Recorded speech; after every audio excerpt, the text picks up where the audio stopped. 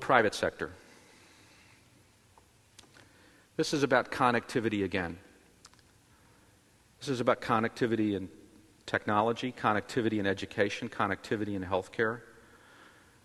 American businesses that operate in the global market space that form part of the definition of what the United States is in an increasingly connected world have increasing responsibilities, not just to their shareholders, but also to the citizens of the United States, and equally important, if not more important, the citizens of the countries in which they do business. They've really got to take a look at it, and they've got to engage at a much greater level. About a week ago, I was in Germany for a meeting, and I was talking to somebody, and she had virtually perfect English. And I said to this person, well, where did you learn your English? And fully expected it to be an English program in her school. And she said when she was growing up and going to high school, Volkswagen, which was just coming into the United States at the time, so it gives you an age of the idea of the person, because we could actually talk about the Beetle.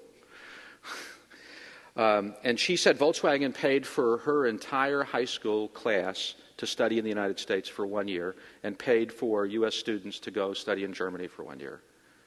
And I thought that was a tremendous program. And then I wonder about U.S. businesses that are operating out there now, whether they would consider doing something similar or helping wire schools in places in which they work. And then finally, and most importantly, the American people. What can they do? Senator Kennedy's done a good job in the United States Senate of establishing the importance of building bridges. But bridges go both ways. They're two-way streets. And this ties back a little bit to the United States government and what it can do.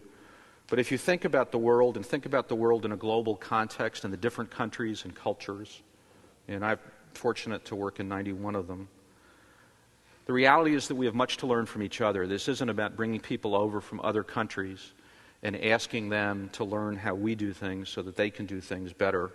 We have to learn from them as well. And so in that, I can also think about the importance of education, and this is sort of my magic wand solution. I ask colleagues from time to time if they could do one thing, what is it that they would do that would make a difference?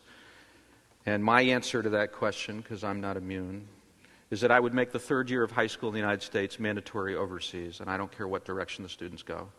If we lose touch with the rest of the world, then we'll see the rest of the world as a threat and not as an opportunity. And the diversity of this nation is what produces the strength and the character of the American people.